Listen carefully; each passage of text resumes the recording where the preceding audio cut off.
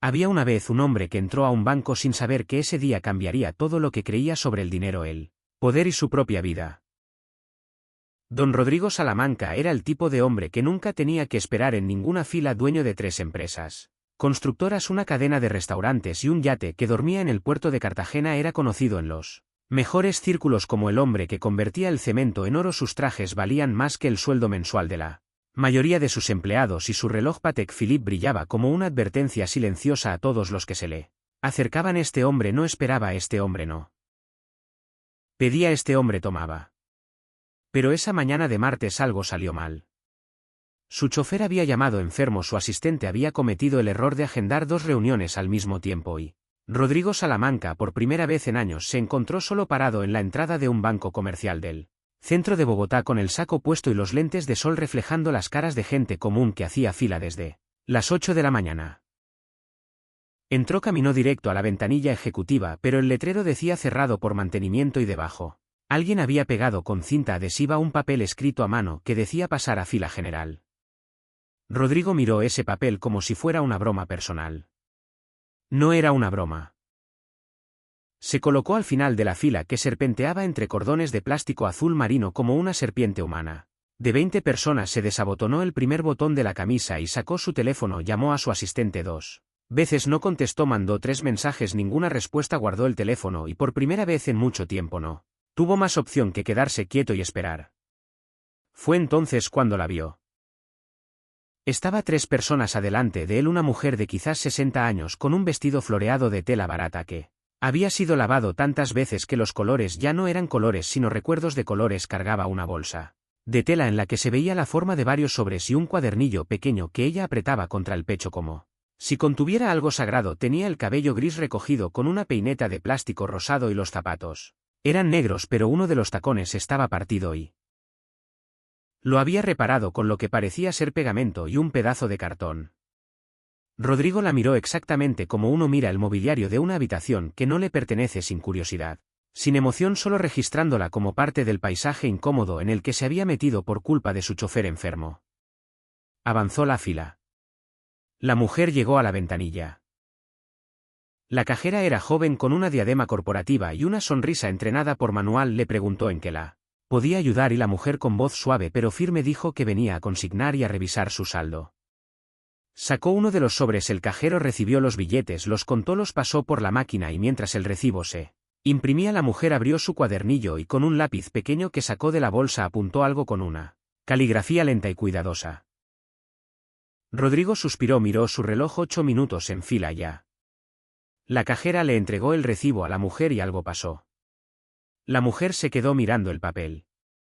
Primero frunció el ceño, luego sus labios se separaron apenas, luego sus manos que sostenían el recibo comenzaron a temblar muy suavemente como hojas en un viento que solo ella podía sentir. La cajera le preguntó si todo estaba bien. La mujer no contestó, siguió mirando el papel y entonces muy despacio levantó los ojos y miró hacia la nada como alguien que acaba de recibir una noticia que su cerebro todavía no sabe cómo procesar. Rodrigo sin querer se inclinó apenas hacia adelante.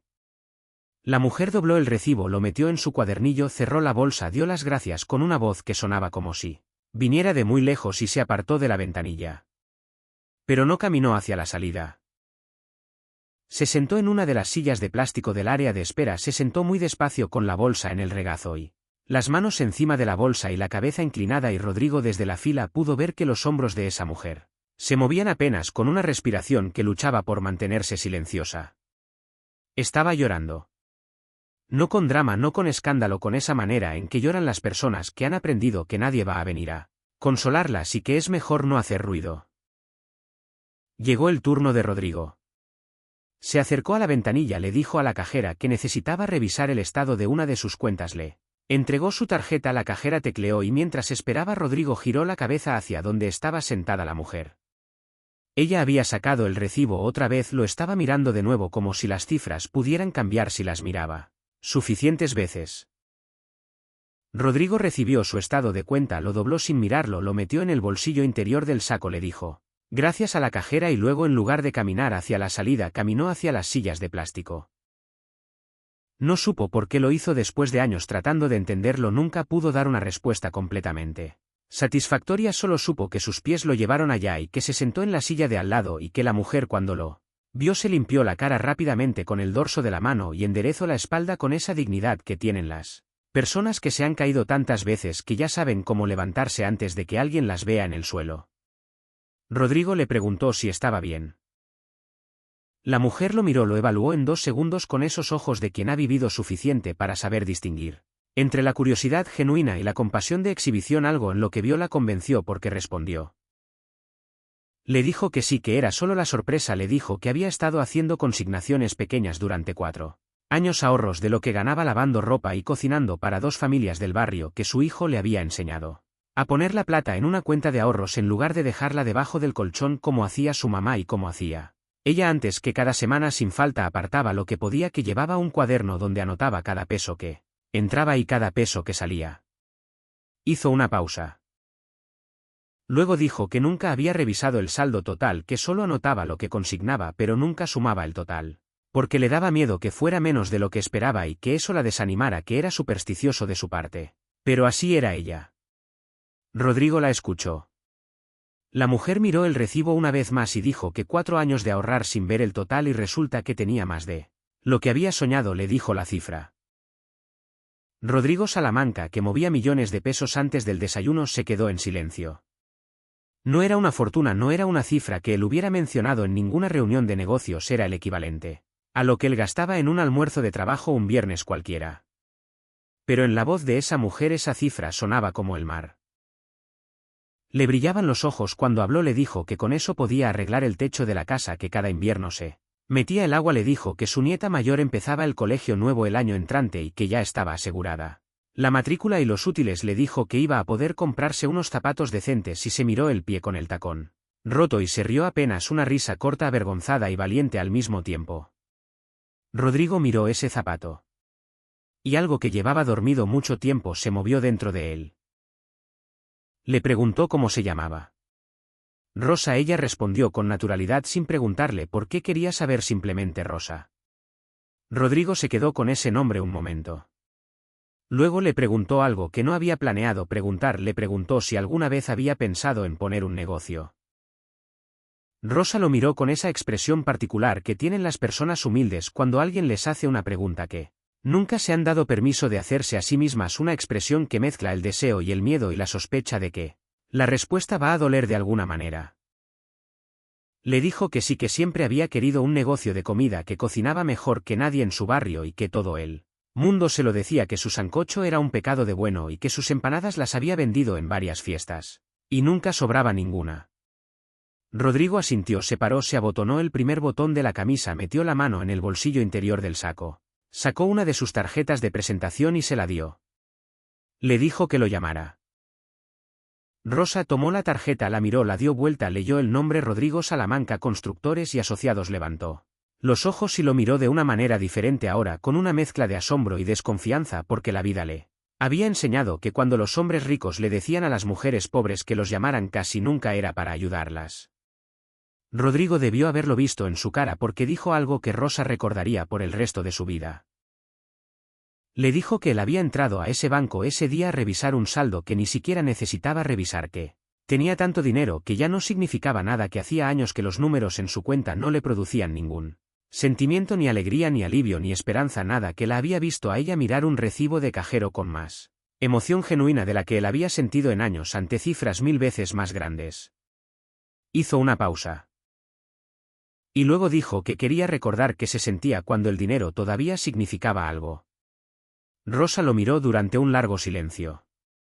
Luego dobló la tarjeta con cuidado y la metió en el cuadernillo junto al recibo. Pasaron 3 semanas. Rodrigo había olvidado el episodio con la velocidad con que los hombres ocupados olvidan las cosas que no tienen consecuencias inmediatas. Volvió a sus reuniones, a sus obras, a sus restaurantes, al yate que ese fin de semana salió 2 horas y regresó porque él se aburría del mar cuando no había nadie importante con quien hablar en él. Un martes en la mañana su asistente le dijo que había una señora en la recepción que no tenía cita, pero que decía que él la conocía y que traía algo para mostrarle. Le dijo el nombre. ¿Rosa? Rodrigo frunció el ceño durante exactamente 2 segundos, luego dijo que la hiciera pasar. Rosa entró a su oficina con el mismo vestido floreado pero con zapatos nuevos, zapatos negros sencillos con él. Tacón intacto, cargaba la misma bolsa de tela pero dentro ahora había algo diferente. Sacó una carpeta de plástico transparente, adentro papeles escritos a mano con su caligrafía lenta y cuidadosa. Se sentó en la silla frente al escritorio de Rodrigo sin esperar a que la invitaran. Puso la carpeta sobre el escritorio, la abrió y comenzó a explicar. Había hecho las cuentas, sabía cuántas empanadas vendía en un día de fiesta, sabía cuánto costaba cada ingrediente. Había calculado cuánto necesitaría para un primer mes de operación, había elegido una ubicación, un andén cerca de una universidad donde pasaban estudiantes todo el día, había hablado con el dueño del local pequeño de al lado que quería arrendar. No pedía un regalo, pedía un préstamo con intereses, con fechas, había escrito las condiciones de su propio puño y letra en la última hoja. Rodrigo tomó los papeles, los leyó no por encima, los leyó de verdad, cada página, cada número, cada cálculo. Eran perfectos. No con la perfección de un MBA ni con la frialdad de un balance corporativo, sino con la perfección de alguien que conoce cada peso que tiene porque cada peso le ha costado algo real. Levantó los ojos y la miró. Le preguntó quién le había ayudado a hacer esto. Rosa dijo que nadie, que era lo que ella había pensado. Rodrigo se recostó en su silla, la estudió en silencio durante un momento que se extendió lo suficiente para que Rosa mantuviera los ojos fijos en él sin bajarlos, sin encogerse, con esa misma dignidad tranquila y feroz que él había visto en el banco. Luego Rodrigo hizo algo que nadie en su oficina le había visto hacer nunca. Se rió. No con burla, no con condescendencia, con algo que se parecía genuinamente al deleite, como alguien que encuentra algo inesperadamente hermoso en un lugar donde no esperaba encontrar nada. Dijo que sí. Firmaron un acuerdo ese mismo día. Rosa insistió en las condiciones que ella había escrito y Rodrigo no cambió ninguna. El negocio abrió 6 semanas después. Una esquina cerca de la Universidad Nacional, un toldo verde limón, una parrilla, 2 ollas grandes y Rosa con un delantal que decía las empanadas de Rosa en letras bordadas que había hecho ella misma la noche anterior. El primer día vendió 40 empanadas. El segundo día vendió 80. El tercer día se le acabaron los ingredientes antes del mediodía. A los 2 meses había contratado a su hija y a una vecina. A los 4 meses había pagado el primer plazo del préstamo a tiempo y con los intereses tal como ella los había escrito. Rodrigo lo supo porque su asistente le informó del pago, pero no fue hasta el 6.º mes que volvió a saber de Rosa directamente. Fue una llamada. La voz de Rosa sonaba diferente, no más segura exactamente, sino más asentada, como alguien que ha encontrado el piso. Le dijo que necesitaba verlo de nuevo, que había algo que mostrarle. Rodrigo dijo que viniera. Esta vez Rosa llegó con una carpeta más gruesa, más papeles, más números, pero también trajo algo más. Trajo a su nieta, una niña de 12 años con uniforme escolar nuevo y una carpeta propia más pequeña que la de su abuela. Rodrigo las miró a las dos. Rosa explicó que su nieta se llamaba Valentina, que era la mejor de su clase en matemáticas, que había sido ella quien había revisado todos los cálculos del plan de negocios original y había encontrado 2 errores pequeños que Rosa había corregido antes de traérselos a él. Rodrigo miró a la niña. Valentina lo miró de vuelta sin intimidarse. Rodrigo le preguntó qué errores había encontrado.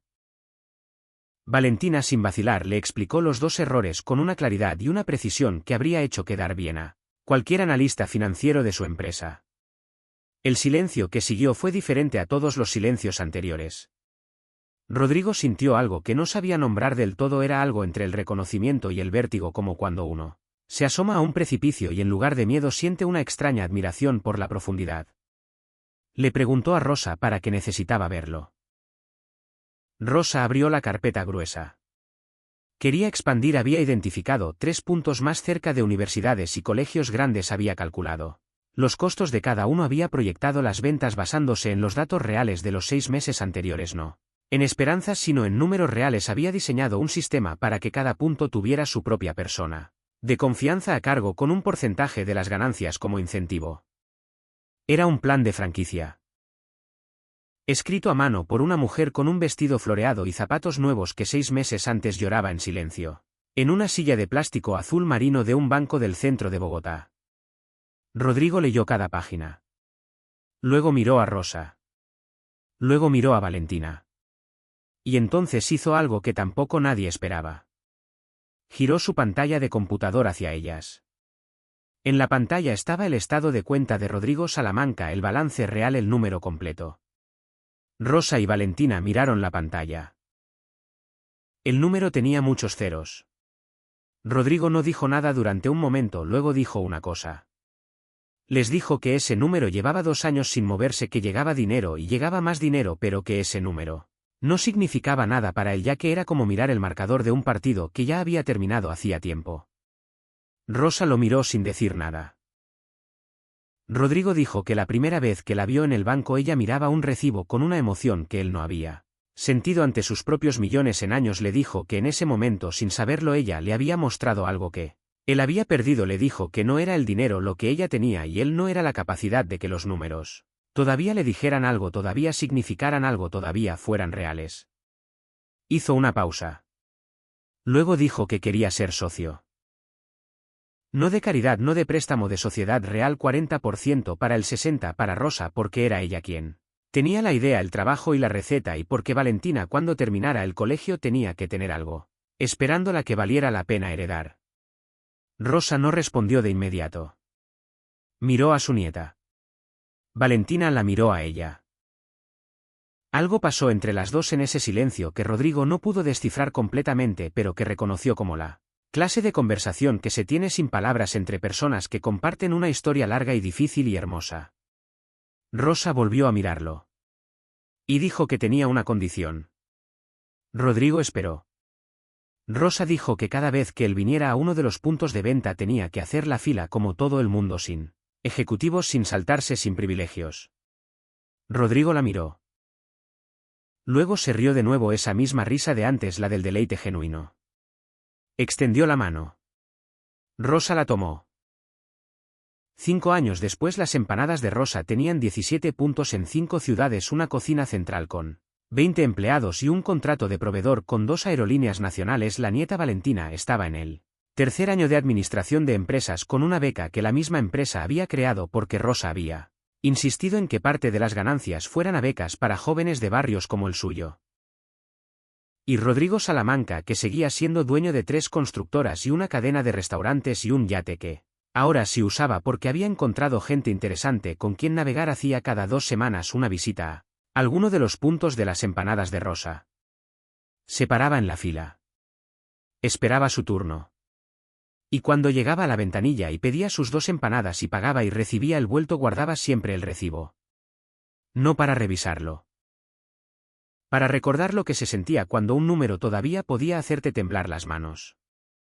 La última vez que Rodrigo entró a ese banco del centro de Bogotá fue un martes de noviembre con el cielo encapotado y olor a lluvia cercana. Hizo la fila general porque la ventanilla ejecutiva volvía a estar en mantenimiento, o quizás simplemente ya no le importaba la diferencia. Cuando llegó a la cajera le pidió que imprimiera el estado de cuenta de una cuenta específica. No la suya. La de las empanadas de Rosa S.A.S. El recibo salió largo. Lo tomó, lo dobló sin mirarlo, salió del banco, caminó media cuadra bajo las primeras gotas de lluvia y se sentó en una de las mesas pequeñas de plástico verde limón del punto más antiguo de Rosa. La hija de Rosa, que ahora manejaba ese punto, lo vio llegar, sonrió y sin preguntar puso frente a él 2 empanadas y un tinto pequeño. Rodrigo desenvolvió el recibo. Lo leyó despacio. Y por primera vez en mucho tiempo, ante una cifra que era mucho más pequeña que cualquiera de las suyas propias, sintió algo que le apretó el pecho de una manera que no era dolor. Era exactamente lo opuesto.